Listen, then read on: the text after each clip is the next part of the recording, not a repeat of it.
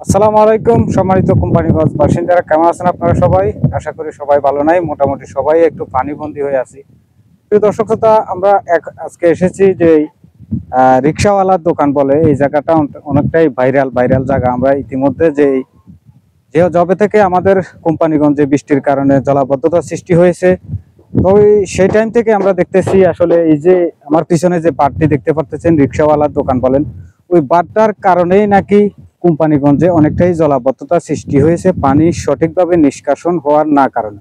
তো আজকে চলে এলাম, আসলে আমরা দেখলাম এখানে কিন্তু কোম্পানিগঞ্জ থেকে কিংবা কবিরহাট থেকে অনেক উদ্ভুত জনতা কিংবা হাজারো জনতা আসতেছে শুধু দেখার জন্য আসলে কোন কারণে যে আমাদের বাড়িঘরে যে বৃষ্টির কারণে পানি হয়েছে ওগুলো কেন নামতেছে না, এটা দেখার জন্য কিন্তু অনেক মানুষ ভিড় করতেছে। আমার পিছনে আপনারা দেখতে পারতেছেন মূলত হলো এই ওই পাশে যে আপনি খালটা দেখতেছেন, ওই খালের গভীরতা প্রায় 30 থেকে 35 ফুট হবে, কিন্তু আপনার খালের অপোজিট সাইডে যেটা, এটা কিন্তু আপনার পুরোটাই আপনারা শুকনা দেখতে পারতেছেন। আমার প্রশ্ন হলো, এখানে কোম্পানিগঞ্জে আমরা সর্বমোট সরকারি হিসাবে 1,84,720 জন ভোটার রয়েছে। 1,84,720 জনের ভোটারের মধ্যে কতগুলা ফ্যামিলি রয়েছে, এই ফ্যামিলিগুলা কিন্তু সঠিকভাবে এখন বসবাস করতেছে না। বর্তমানে দুই একদিন বৃষ্টি হলে সকলের ঘর দুয়ার উঠানঘাট সবকিছু ভেসে যায়। এটার সঠিক কারণটা খুঁজে নেওয়ার জন্য বিনীতভাবে অনুরোধ জানাচ্ছি আমরা।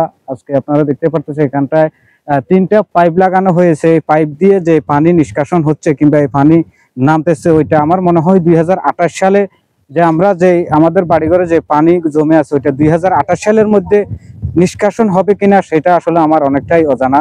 তো কেন আমাদের বাড়িঘরে কোম্পানিগঞ্জ কিংবা কবিরহাটে কেন পানি নামতেছে না, এটা আসলে খতিয়ে দেখার জন্য এই ভিডিওর মাধ্যমে আমি একটু অনুরোধ জানাচ্ছি, আপনারা সবাই খতিয়ে দেখবেন কেন আমাদের জলাবদ্ধতা শেষ হচ্ছে না। শুধু কোম্পানিগঞ্জ নয়, এই মিলে কবিরহাট এলাকা যেটা রয়েছে, কবিরহাট 9 নম্বর ওয়ার্ডেতে অবস্থিত এই ধানশালী ইউনিয়নের রিক্সাওয়ালার দোকান, সেখানকার মানুষও পানিবন্দী হয়েছে, বিস্তর মানুষ পানিবন্দী হয়ে আছে।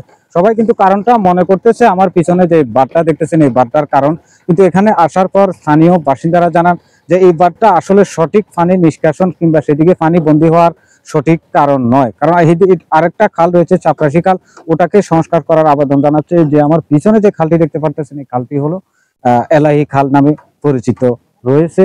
যে খালটি দেখতে পাচ্ছেন, খালটির ব্যাপারে আরেকটি কথা না বললে নয় আপনাদেরকে, যে খালটি রয়েছে খালটি কিন্তু সরকারি অনুসারে 60 ফিট হস্ত ছিল, 60 ফিটের বেশি ছিল না। স্থানীয় বাসিন্দারা জানান 60 ফিট ছিল, কিন্তু এখন ভাঙার কারণে চতুর্পাশে ভাঙি হয়ে গেছে খালটার মুখ 200 ফিট। এ কারণে তারা এই বাঁধটা ভাঙার জন্য কিংবা ছাড়ানোর জন্য কিংবা এইটাকে বাঁধটাকে সরাবার জন্য তারা দিচ্ছে না। কারণ পানি যদি ছেড়ে দেওয়া হয়, দ্রুত পানি নামলে যে ব্রিজের অপর দিকে যে সব বাড়িঘর আছে ওগুলা পানিতে ভেসে যাবে, এটাকে কেন্দ্র করে তারা কিন্তু এই বাঁধটা ছুটাতে দিচ্ছে না। ওমর ফারুক, রুবেল, কবিরহাট, ধানশালী ইউনিয়ন, 9 নম্বর ওয়ার্ড, রিক্সাওয়ালার দোকান।